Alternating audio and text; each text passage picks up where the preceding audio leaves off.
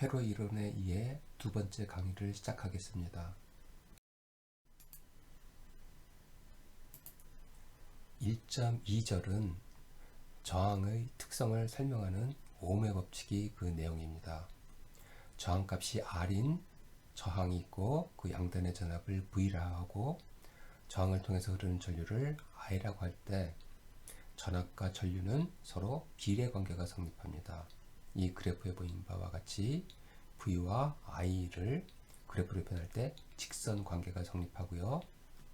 I와 V가 서로 비례하니까 이거를 등호를 가지고 표현한다면 V는 I와 같이 비례상수가 R인 수식으로 표현할 수가 있겠죠. 반대로 I는 R분의 V와 같이 표현할 수가 있겠죠. R분의 1을 G라고 하면은 I는 GV와 같이 또 표현할 수가 있겠죠. 이런 법칙을 오음의 법칙이라 하고요. 여기서 R 값에 대해서 전압 전류의 관계를 다시 한번 살펴보면요. 저항 양단의 전압을 V로 고정시켰을 때 저항 값을 크게 하면 크게 할수록 어떤 일이 일어날까요? I는 R분의 V니까 저항값이 크면 클수록 거기를 흐르는 전류 I가 작아지겠죠. 그래서 전류의 흐름을 방해한다는 의미로 resistance라고 부르는 거죠. 따라서 이 저항값을 우리가 반대로 저항값을 작게 하면은 더 전류가 잘 흐르겠죠. 그래서 R 값이 작으면 작을수록 이 수식에서 G 값이 커지는데 G 값이 크다는 얘기는 동일한 전압을 걸었을 때 전류가 더 많이 흐른다. 그래서 G를 우리는 컨덕턴스라고 부르는 겁니다. 그래서 G와 R의 관계는 서로 역수의 관계가 성립하고요. 그 다음에 단위를 보면은 저항값은 오메가 형태로 변하는데 이거를 우리는 옴이라고 부릅니다. 그 다음에 컨덕턴스의 단위는 S를 표현하는데 이거를 우리는 시멘스라고 부르고요. 자, 그러면은 위에 있는 이 회로를 이번에는 부호를 한번 반대로 붙여서 한번 살펴볼까요? 동일한 회로지만 V 값을 플러스 마이너스를 반대로 해갖고 표현했다 그러면은 여기서 V는 어떤 관계가 성립할까요? V는 마이너스 I 곱하기 R의 관계가 성립하겠죠. 그래서 우리는 부호에 대해서 특별하게 주의를 해야 됩니다. 자, 이번에는 극단적인 케이스로 저항값이 0인 경우하고 저항값이 무한대인 경우를 살펴보겠습니다. 이 경우를 살펴보기 전에 먼저 지난 강의에서 이야기했던 수동 부호 규약에 대해서 한번 살펴보죠.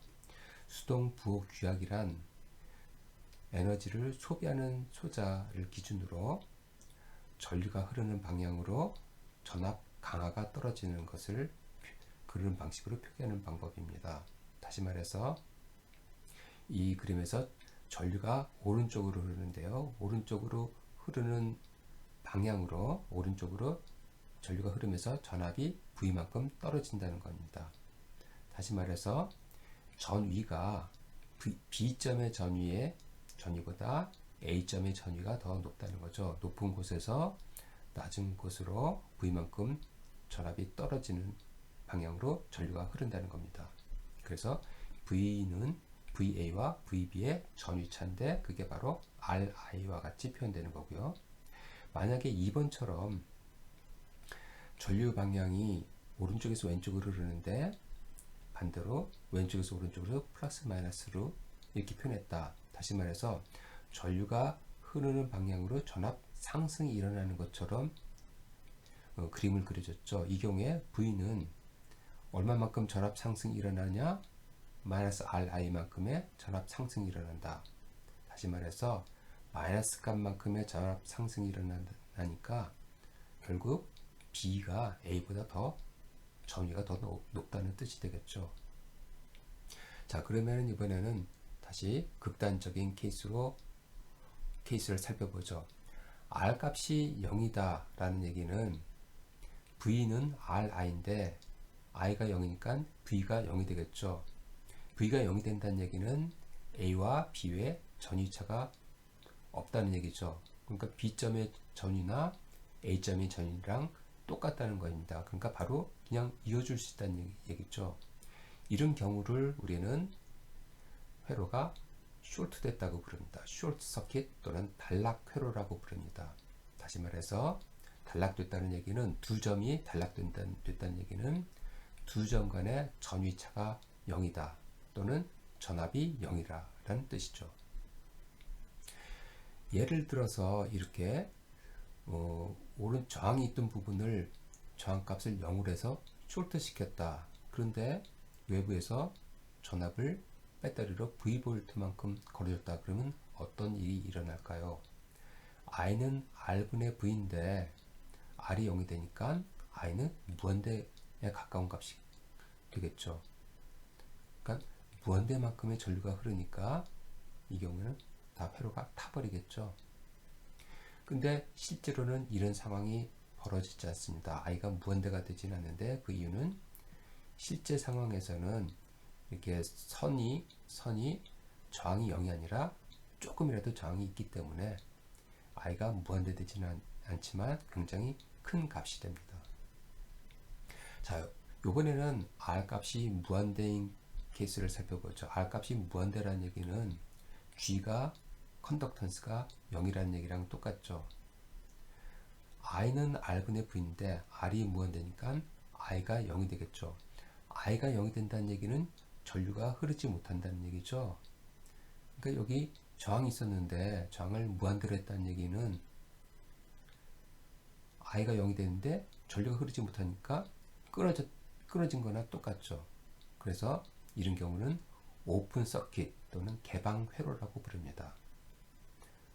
개방 회로란 전류가 흐르지 못하는 것을 뜻합니다. 그럼 여기서 잠깐 슬라이드를 멈추고요. 이 연습 문제를 한번 해보세요. A와 B인 경우엔 A점의 전위가 10V로 주어졌을 때 전류의 방향이 1A, 2A 오른쪽, 왼쪽으로 흐를 때 B점의 전위가 어떻게 되느냐를 구하라는 거고요.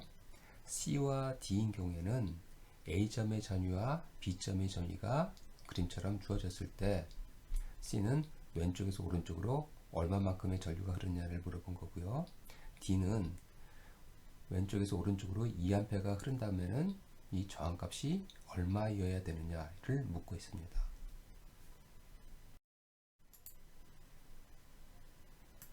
자, 그러면 여러분들 맞게 풀었는지 한번 답을 확인을 해 볼까요? A번을 보면은 전압 강화가 전류 흐르는 방향으로 일어나니까요. V는 전압은 전위차인데 VA-VB가 RI가 되는데 이게 3이니까 VB는 VA-3 해서 7V가 되겠죠. B번인 경우에 오른쪽에서 왼쪽으로 흐르니까 전압 강화가 오른쪽에서 왼쪽으로 일어나는 방향으로 플러스 마이너스 V를 붙여준다면요. V가 VB-VA가 돼서 그게 4V가 되니까요. VB는 VA 플러스 4에서 14V가 되겠죠. 자, A와 B를 다시 한번 다르게 생각해 보면요. A인 경우에 왼쪽에서 오른쪽으로 흐르니까 왼쪽이 더 높다는 얘기죠. 높은 쪽에서 낮은 쪽으로 전류가 흐르니까 오른쪽이 더 낮은 7V가 나왔고요. B 같은 경우에는 오른쪽에서 왼쪽으로 흐르니까 왼쪽보다 오른쪽이 더 높아야 되겠죠. 그래서 2 곱하기 I 곱하기 R에서 4V만큼 오른쪽이 더 높아야 되겠죠. 자, C번의 경우를 보면요. 여기서는 VA는 10V고 VB가 16V인데 오른쪽이 더 높은데 이 예제에서는 왼쪽에서 오른쪽으로 얼만큼 전류가 흐르냐를 물어본 거죠. 그러면 수동부호 규약을 따라서 전류가 흐르는 방향으로 전압 강화가 일어나게 왼쪽을 플러스 오른쪽을 마이너스로 붙인다 그러면은 V가 RI가 되는데 여기서 V는 VA-VB가 되겠죠. 그래서 10-16 해서 마이너스 6이 3i가 돼서 i가 마이너스 2A가 되죠. 그러니까 우리가 이렇게 잡았지만 왼쪽에서 오른쪽으로 마이너스 2A가 흐른다는 얘기는 실제로는 오른쪽에서 왼쪽에서 2A만큼 흐른다는 얘기죠. 다시 말해서 전위가 높은 데서 낮은 쪽으로 전류가 흐른다는 거랑 똑같은 말이죠. D번인 경우에는 A가 10V, B의 전위가 6V인데 높은 데서 낮은 데로 2A의 전류가 흐른다. 그랬을 때 V가 VA-VB가 RI인데 그게 I가 2A니까 정확값은 2ohm이다 라는 답이 나오겠죠. 1.3절은 전원, 회로에 에너지를 공급하는 전원에 대한 건데요. 전원은 전기 에너지를 공급하는 소자인데 크게 두 가지로 분류할 수가 있습니다. 독립전원과 종속전원인데 독립전원의 뜻은 그 전원에 연결된 회로의 다른 부분에 영향을 받지 않고 독립적으로 정해진 전원을 공급한다는 얘기입니다. 에너지를 다른 데 영향받지 않고 그렇게 공급한다는 얘기인데요. 독립전원도 두 가지로 나눠서 독립 전압 소스, 독립 전류 소스로 나눌 수가 있습니다. 자, 먼저 독립 전압 소스를 보면요. 회로 서킷 심볼은 이렇게 표현합니다. 동그랗게 표현하고 플러스 마이너스로 하고 VS만큼의 전압을 공급을 해준다. 이렇게 표현을 해주는데요. 오른쪽에 있는 부분은 그려주진 않았는데 이 오른쪽은 회로의 다른 부분입니다. 얘는 회로를 어떻게 연결했느냐 그에 따라서 이 독립 전압 소스를 통해서 흐르는 전류가 바뀔 수가 있어요. 여기 어떻게 연결하느냐에 따라서 여기를 흐르는 전류가 바뀔 수는 있지만 이 양단의 전압은 VS로 항상 유지를 해주는 게 여기에 나머지 부분에 영향을 받지 않고 항상 VS로 유지를 해주는 게 독립 전압 소스가 되겠습니다. 우리가 보통 전압 소스를 표현해주는 방법이 위에 있는 그림처럼 플러스 마이너스 표현해주기도 하고요. 아래에 있는 경우처럼 두 가지 형태로 표현해주기도 하는데 이렇게 직선을 긴 선하고 작은 선으로 이렇게 표현해주는 것은 직류 전원인 경우에 이렇게 표현을 해줍니다. 예를 들면 이 양단 값이 5V다, 10V다 항상 상수인 값이 직류 전원, DC 전원이라고 부르고요. 오른쪽처럼 이렇게 이런 형태로 표현해 주는 것을 교류 전원이라고 부르는데 가장 대표적인 게 사인 웨이브처럼 예를 들면은 10 코사인 100t 뭐 이런 것처럼 사인파 형태의 전원이 주어지는 경우에는 교류 전원, AC 전원이라고 부릅니다. 독립 전원 중에서 독립 전류 소스는 이번에는 서킷 심볼이 이렇게 표현됐습니다. 동그랗게 표현된 그 안쪽에 화살표, 전류에 흐르는 방향을 표현해 준 건데요. 그러니까 얘는 이 회로의 나머지 부분이 어떻게 연결되건 간에 이 독립 전류 소스는 IS만큼을 이 화살표 방향으로 흘려보내준다라는 겁니다. 이번에는 연결된 방식에 따라서 전류 소스 양단의 전압 V가 변화할 수는 있지만 전류는 IS로 항상 영향을 받지 않고 고정되어 있다는 뜻입니다.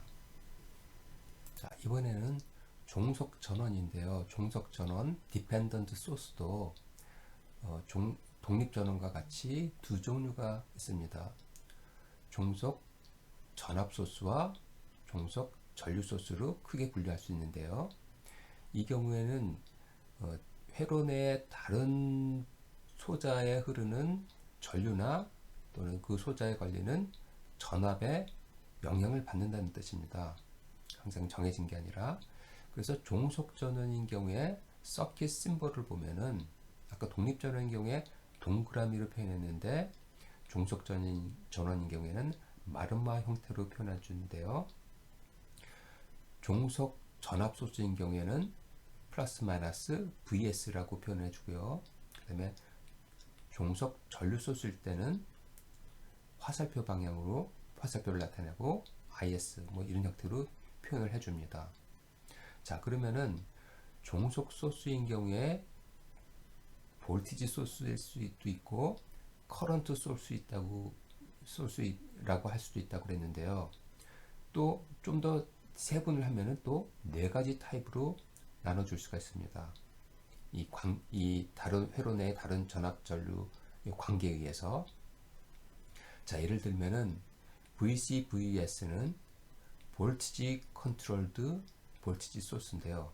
그러니까 볼티지 소스이긴 볼티지 소스이지만 회로 내에 다른 전압에 영향을 받는다. 전압이 컨트롤한다.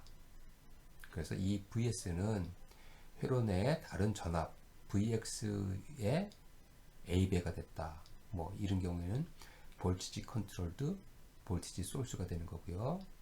두 번째 유형은 볼티지 소스이긴 하나 회로 내에 다른 커런트에 의해서 컨트롤된다. 커런트 컨트롤드 볼티지 소스입니다. 다시 말해서 이 전압 소스이지만 회로 내에 다른 전류 IX에 의해서 영향을 받는다. 그거에 A배가 된다. 자, 그 다음 두 가지 유형은 커런트 소스입니다. 커런트 소스지만 그 커런트 소스가 제공하는 전류는 회로 내에 다른 전압 또는 전류에 의해서 결정된다. 볼티지 컨트롤드 커런트 소스니까 이 전류 소스의 IS는 회로 내 다른 전압 VS에 의해서 결정된다는 거고요. 마지막으로 커런트 컨트롤드 커런트 소스는 그 전류 값이 회로 내의 다른 전류 IX에 의해서 결정된다. 이런 네 가지 유형을 생각할 수 있겠습니다. 자, 종속 전원의 네 가지 유형을 예를 들어서 한번 다시 살펴보겠습니다. 첫 번째로 커런트 컨트롤드 커런트 소스는 회로 내의 다른 전류, 여기 예를 들어서 어떤 회로 내의 어떤 저항 IA 저항을 통해서 흐르는 IA의 상수배가 됐다. 그러면은 그 IS는 IA의 K배만큼 큰 전류가 흐른다. 그러니까 이 K는 똑같이 이제 IS 나누기 IA 형태가 되기 때문에 단위가 없는 비례상수 형태가 되겠죠. 또는 커런트 게인이라고 볼 수가 있습니다. 자, 두 번째 유형은 전류 소스인데 볼티지 컨트롤드 커런트 소스인 경우에요. 회로 내 어떤 소자, 뭐 이 경우에는 저항인데 이 저항값에 관리는 VA 그거에 G배다. 상수배인데 그 값이 G다. 그러면은 IS는 VA 곱하기 G가 되는데 이 비례장수 G는 마치 컨덕턴스와 같은 단위가 되겠죠. 그 다음에 볼티지 컨트롤드 볼티지 소스인데요. 이 경우는 이 종속 전원이 제공하는 전압은 회로 내 요 저항에 걸리는 전압을 상수배한 거다. K배만큼이다. 그래서 얘는 볼티지 게인처럼 보이는 거고요. 마지막으로 커런트 컨트롤드 볼티지 소스는 이 종속 전원이 제공하는 전압은 이 저항에 흐르는 전류를 상수배한 거다. 그랬을 때 그 상수배 R 값은 마치 전과 같은 단위가 되겠죠. 자, 그럼 여기서 동영상을 잠시 멈추고요. 요 예제를 한번 풀어보세요. 이 회로에서 이 점을 0볼트로 표현했다. 그 얘기는 이 점을 접지했다. 접지를 이제 이런 기호로 나타내는데요. 접지했다는 얘기는 그 점의 전 위를 0볼트로 했다는 뜻입니다. 여기를 기준 0V를 기준으로 했을 때 이 여기는 독립 전원 2A짜리의 독립 전류 소스가 걸려 있고요. 그 다음에 저항 두 개가 서로 직렬로 연결된 케이스인데, 그래서 각 저항 R1, R2에 걸리는 전압 V1과 V2를 구하라는 거고요. 그 다음에 V1과 V2는 전압이 되는 거고요. 그 다음에 B번은 A점과 B점의 전위를 구하라는 거고요. 그 다음에 C는 각 소자가 소비하는 전력을 구하라는 문제입니다. 자, 그러면 한번 같이 풀어보겠습니다. 자, 오음의 법칙을 적용하면은 이 저항 양단의 전압 V1은 R1 곱하기 여기를 흐르는 전류. 이 전류는 왼쪽 부분에 전류 소수가 있는데요. 아래에서 위로 흐르니까 이 저항은 위에서 아래쪽으로 전류가 흐르겠죠.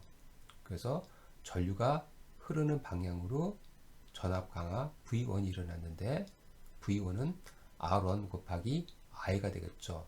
여기서 흐르는 전류를 I라고 그러면은 I는 여기 IS하고 똑같이 2A가 되니까 R1 곱하기 2A에서 8V가 되고요. 마찬가지로 V2는 R2에 걸리는 전압인데요. 그는 여기 흐르는 전류가 이 전류나 R2를 흐르는 전류나 똑같이 2A가 되는 거고요. 그래서 I 곱하기 R2에서 4V가 나왔습니다. 자, B번은 전위를 구하라는 건데요. B의 전위를 먼저 볼까요? 그래서 V2가 전압인데, 전위차인데, V2는 VB 마이너스 요게 전위죠. 요게 전위는 0V죠. 그래서 VB나 V2나 똑같이 4V가 되는 거고요.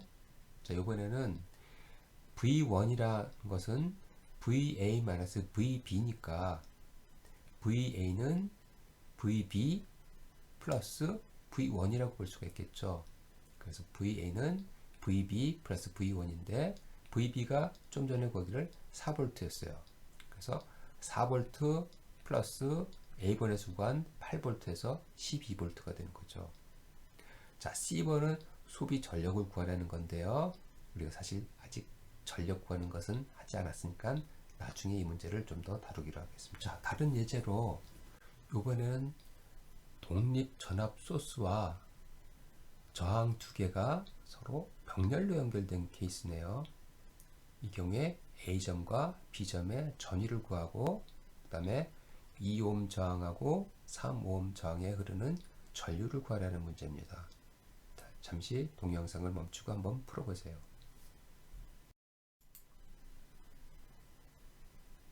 자, 답을 확인해 보겠습니다. 여기서도 요 지점이 접지시켜서 기준 전위가 0V입니다. 그래서 요 사이의 전압이나 요 사이의 전압이 두 개가 여기랑 서로 이 그림에서 숄트가 돼 있죠. 숄트 돼 있으니까 여기 전위나 여기 전위가 똑같다는 얘기죠.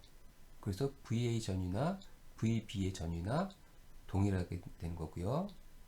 그럼 VA 전위는 또 VS랑 또 똑같아지겠죠. 그래서 VA 전이나 VB 전이나 동일하게 6V가 걸리는 거고요. 자, 이번에는 전위를 알았으니까 이 사이의 전압도 알 수가 있겠죠. 이 경우에 여기를 그라운드 시켰기 때문에 전위나 전압이나 똑같아지겠죠. 그래서 I1은 R1분의 VA에서 3A가 나오고, I2는 R2분의 VB 그래서 3분의 6해서 2A가 나오겠습니다. C번은 역시 나중에 한번 확인하겠습니다. 독립 전압 소스는 거기 흐르는 전류와 상관없이 VS라는 전압을 유지해 주는 것을 독립 전압 소스라고 불렀는데요. 그럼 거기를 통해서 흐르는 전류는 거기에 연결된 회로에 의해서 전류가 결정된다는 겁니다. 예를 들어서 A와 B는 동일한 독립 전압 소스인데요. 오른쪽 부분은 하나는 저항 두 개를 서로 병렬로 연결한 경우고요. B번의 경우는 저항 두 개를 직렬로 연결한 케이스입니다. 확인해 보면은 그랬을 때 이 전압 소스를 통해서 흐르는 전류가 두 개가 서로 다르다는 겁니다. 한번 확인을 해 볼까요? 자, 여기 왼쪽 회로를 먼저 보면요. 저항 두 개가 병렬로 연결되었는데요. 여기서 I가 이렇게 들어오다가 갈림길에서 I1과 I2로 갈려지죠. 그러니까 I가 들어온 게 I1과 I2로 갈라지니까 I는 I1 플러스 I2가 된다는 것을 쉽게 확인할 수가 있겠죠. 물이 흐르다가 두 갈래로 갈려지는 케이스라고 보면 되겠습니다. 그러면은 이 회로의 왼쪽 부분을 보면은 얘는 왼쪽에서 I가 들어온 게 이렇게 갈려주는데요. I1은 오음의 법칙에서 I1은 R분의 V가 되는데 병렬인 경우에 제일 왼쪽 이 전압이나 그 다음 전압이나 그 다음 R2에 걸리는 전압이나 다 동일하다고 그랬죠. 그래서 I1은 3분의 Vs 플러스 2분의 Vs에서 2분의 5A가 나오는 거고요. 자, B번의 케이스를 보면은 저항을 두 개 직렬로 연결됐는데요. 그러면은 여기서 VS는 여기서부터 여기까지의 높이를 말하는 거죠. 높이로 이제 해석한다면은 그 얘기는 여기의 높이 플러스 여기의 높이가 되겠네요. 그래서 VS는 V1 플러스 V2라고 표현해 줄 수가 있는데요. 오음의 법칙에서 V1은 RI인데 여긴 직렬 연결됐으니까 전류가 갈리지 않고 그대로 똑같이 위에서 아래로 I만큼 흐르게 되겠죠. 그래서 V1은 3 곱하기 I, V2는 2 곱하기 I가 돼서 5I가 됐으니까 I는 5분의 3 A가 된다는 것을 알 수가 있겠죠.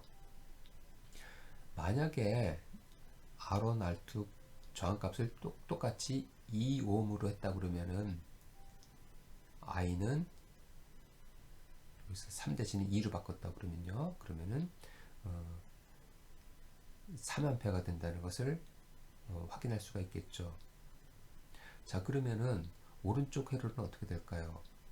둘 다 2ohm짜리라면은 I는 4분의 3A가 됩니다.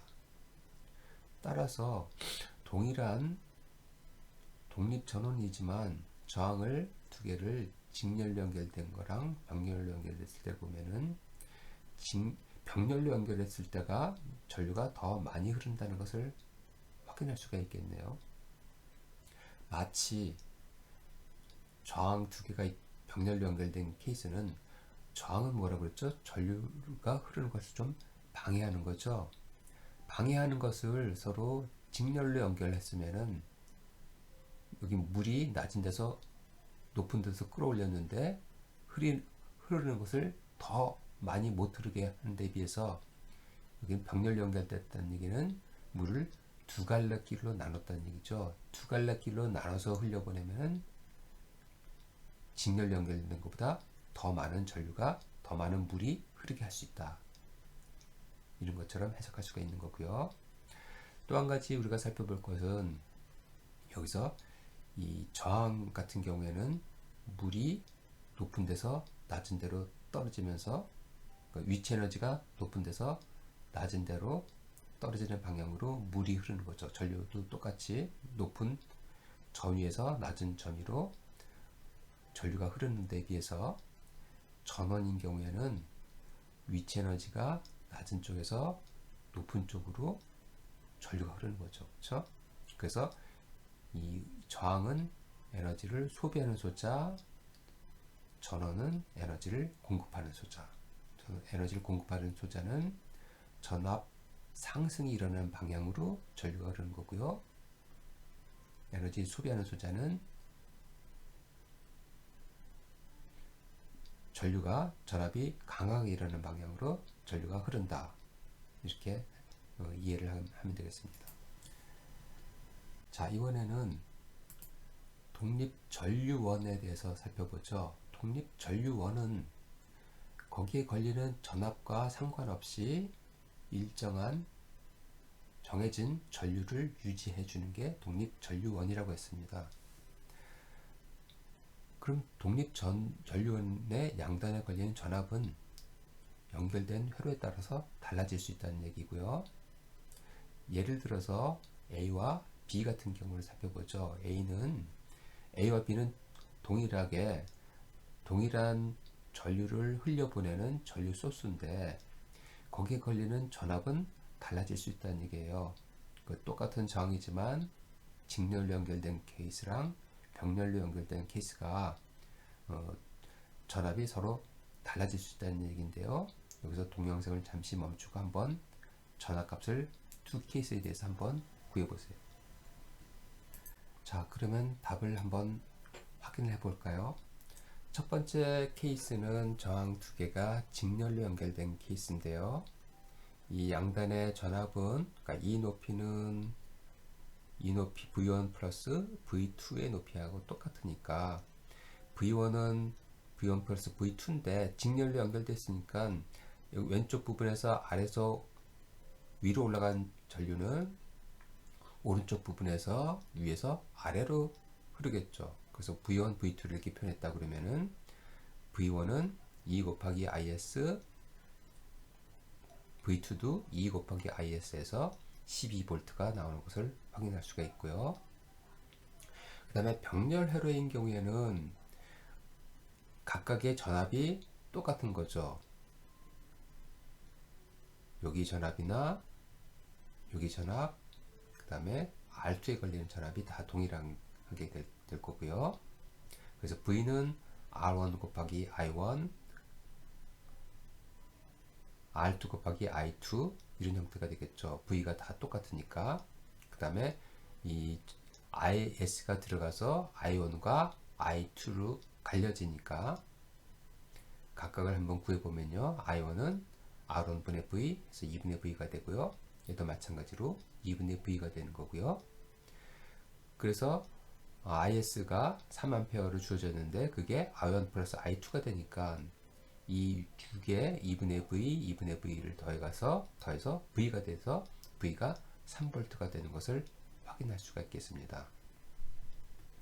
따라서 저항을 두 개 직렬로 연결됐을 때랑 병렬로 연결됐을 때 동일한 전류를 공급했을 때 전위차가 많이 차이가 나죠. 하나는 직렬로 연결됐을 때는 12V, 병렬로 했을 때는 3V가 되는 것을 확인할 수 있고요. 만약에 R2의 저항을 저기서 2ohm이었는데 4ohm짜리로 교체하면은 어떤 일이 일어날까요? A번인 경우에는 V가 2S 플러스 4S가 돼서 18V가 돼서 아까에 비해서 2ohm으로 했을 때에 비해서 4ohm짜리로 바꾸니까 6V만큼이 증가했네요. B번인 경우에 제일 오른쪽에 있는 저항을 2ohm에서 4ohm짜리로 바꾸니까 어떤 일이 일어나냐면은 IS는 I1 플러스 I2인데 2분의 V 플러스 4분의 V 해서 4분의 3V가 돼서 V가 4V가 돼서 2ohm인 경우에 비해서 1V만큼 증가했네요. 그래서 저항값을 늘려줬더니 직렬로 연결했을 때는 증가폭이 큰 데에 비해서 병렬로 연결했을 때는 증가폭이 작다는 것을 비교할 수가 있겠죠. 1.4절은 전력과 에너지에 대한 겁니다. 전력은 에너지를 시간으로 나눈 거고요. 에너지의 단위는 줄이고 시간의 단위는 초이기 때문에 줄 퍼 세크를 우리는 와트라고 표현합니다. 근데 이 전력을 다르게 표현하면은 W 나누기 Q 곱하기 Q 나누기 T 형태로 표현할 수가 있는데요. 이 왼쪽 부분을 보면은 단위 전하를 움직이는데 필요한 에너지를 뭐라고 부르나요? 그게 바로 전압이죠. 그 다음에 단위 시간당 전하의 움직임을 뭐라고 부르나요? 전류죠. 그래서 전력은 전압 곱하기 전류라고 볼 수가 있습니다. 이 수식은 일정한 양의 전하가 흐를 때 얘기를 해서 다 대문자로 표현했는데요. 전하가 일정한 게 아니라 시간에 따라서 변한다 그러면은 모든 걸 다 소문자로 표현하면 되겠죠. 그래서 이 경우에 P는 아까 여기서는 에너지를 시간으로 나눈 거였는데 이 에너지가 시간에 따라서 변한다 그러면은 그를 미분한 형태로 표현을 해주면 되겠죠. 그래서 순간 전력은 에너지를 미분한 건데 그거는 전압과 전류에 곱이 된다. 만약에 저항 소자라면은 V는 RI의 관계가 있기 때문에 P는 VI인데 얘는 I 제곱 R로 표현할 수 있고요. 또는 R분의 V 제곱 이런 관계를 갖게 되겠죠. 자, 우리는 전력에서도 소비 전력이냐 공급 전력이냐 이걸 따져줄 텐데요. 패시브 사인 컨벤션은 어떻게 정의한다고 그랬나요? 전력을 소비하는 기준으로 잡는다고 그랬어요. 에너지 소비하는 소자, 저항처럼 전류가 흐르는 방향으로 전압 강화가 일어나는 것을 패시브 사인 컨벤션이라고 부르는데, 그러면은 P는 VI가 됐는데 P가 만약에 0보다 크다. 그러니까 실제로 예를 들면 I가 1A고 V가 1V다 그러면은 1 곱하기 1V만큼의 위에서 아래로 흐르면서 1V만큼 전압 강화가 일어났다 그러면은 1W만큼의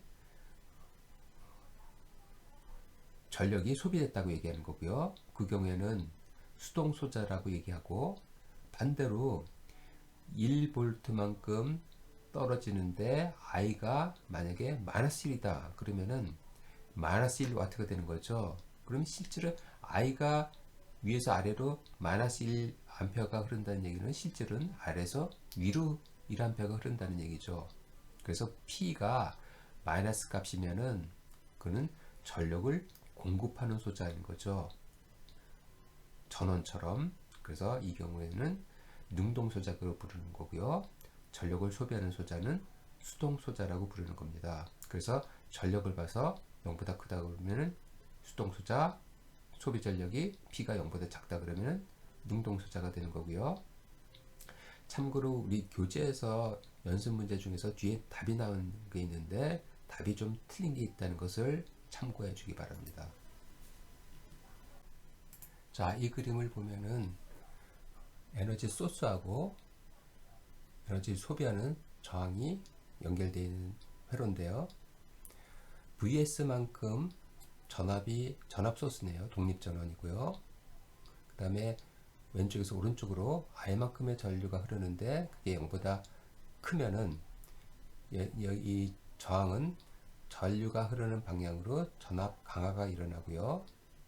그러면은 VI 곱한 게 0보다 크고, 이 경우에는 전력을 또는 에너지를 소비 또는 흡수한다고 부르고요. 그래서 V 곱하기 I만큼 흡수하는 거고요.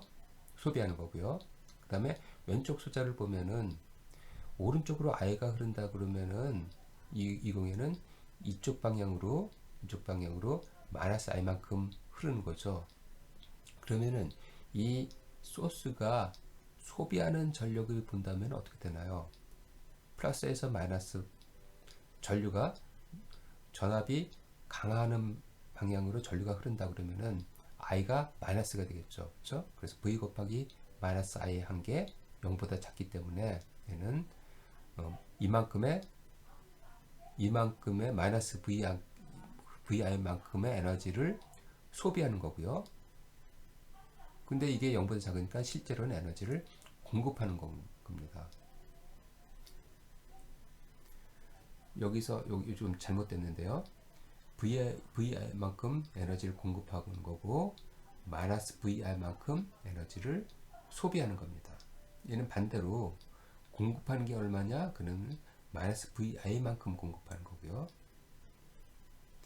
자, 그러면은 이번에는 에너지와 전력의 관계를 보면은 일정한 전력이다 그러면은 에너지는 전력에다가 시간을 곱한 거가 되겠지만, 이게 시간에 따라 변하는 전력이다 그러면은 에너지는 전력을 적분한 게 되겠죠.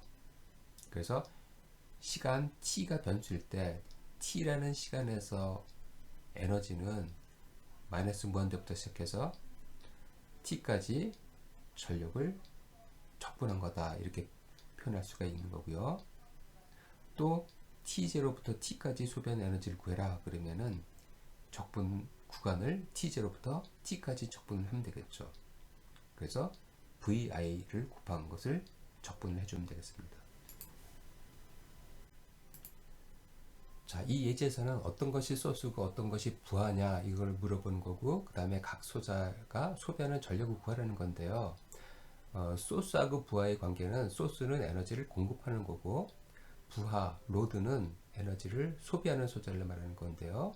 그러니까 전원 같은 경우는 소스에 해당하는 거고 저항은 부하, 로드에 해당하는 건데, 각각의 먼저 소비 전력을 구하라고 그랬어요. 소비 전력을 구하라고 그랬기 때문에 에너지를 공급하는 건지 소비하는 건지 아직 몰라요. 그래서 실제로 소비 전력을 구한 다음에 소비 전력 값이 0보다 크다 그러면 실제로 그게 에너지를 소비하는 거고, 그래서 부하가 되는 거고, 소비 전력 구했더니 0보다 작다 그러면은 그게 실제로 에너지를 공급하는 거기 때문에 소스가 되는 거겠죠. 자, A의 소비 전력을 구하면은 위에서 아래로 전압 강화가 일어나는 방향으로 30A가 흐르네요. 그래서 100 곱하기 30에서 30kW가 됐는데 이 0보다 크기 때문에 부하가 되는 거고요. 반대로 B 같은 경우에는 전압 강화가 일어나는 방향으로 얼마만큼의 전류가 흐르나요? 왼쪽으로 30A가 흐르니까 전압 강화가 일어나는 이 방향으로는, 아래 방향으로는 마이너스 30A가 흐르겠죠. 그래서 V 곱하기 마이너스 I 한 개 마이너스 3kW가 되는데 그게 0보다 작으니까 오른쪽은 마이너스만큼의 에너지를 소비하니까 실제로는 에너지를 공급하는 그런 에너지 공급 소자가 된다라는 것을 확인할 수가 있겠죠. 자, 그러면은 역시 동영상을 잠시 멈추고요. 이 소자가 소비하는 전력을 구하라는 문제를 한번 풀어보세요. 여기서 각 소자라고 했으니까 각 소자는 하나는 전원이고 하나는 저항이 되겠네요. 그래서 전원이 소비하는 소비하는 전력, 그 다음에 저항이 소비하는 전력을 구하는데, 여기서는 독립전원이 두 종류로 주어진 경우를 따져보려는 거고요. A는 12V짜리의 직류전원인 경우고, B는 전원이 10 코사인 T만큼의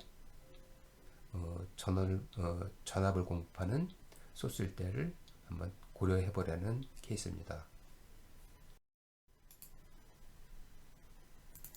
자, 먼저 직류 전원이 가해졌을 때 각 소자의 소비 전력을 한번 구해 보겠습니다.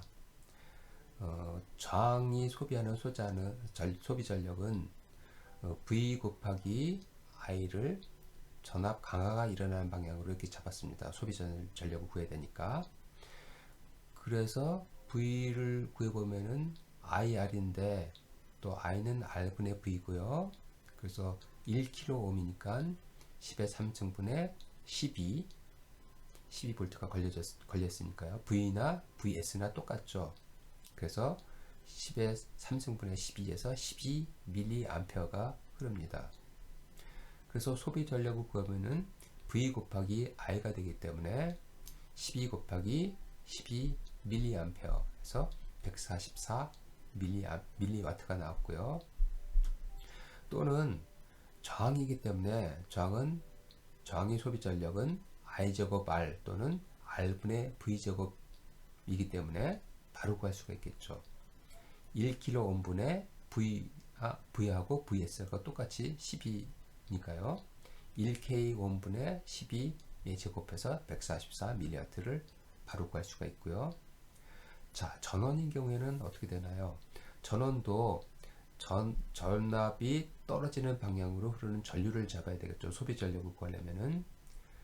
자, 오른쪽으로 I라고 했으니까 왼쪽으로 I1이 되는데 I1은 마이너스 I가 되겠죠.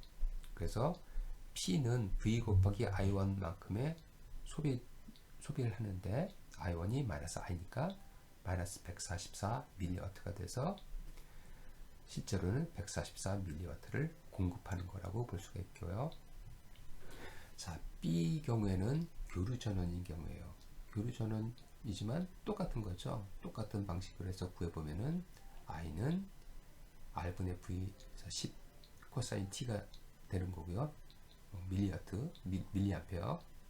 그 다음에 또 P는 VI에서 구해도 되고 R분의 V 제곱해서 구할 수도 있고요. 그래서 0.1 코사인 제곱 T가 되는 거고요. 전원도 마찬가지죠. A랑 마찬가지인데 전원 10 코사인 T만 대입하면 되는 거고요. 그래서 전원은 마이너스 0.1 코사인 제곱 T가 되고 그 다음에 마이너스 1 코사인 제곱 T만큼 소비하는 거고 따라서 0.1 코사인 제곱 T만큼 공급한다. 이렇게 볼 수가 있는 거죠. 그래서 전원과 저항이 연결되어 있는데 하나는 똑같은 양만큼 하나는 공급하고 하나는 똑같은 양의 전력을 소비하니까 에너지가 보존이 된다는 것을 확인할 수가 있겠습니다.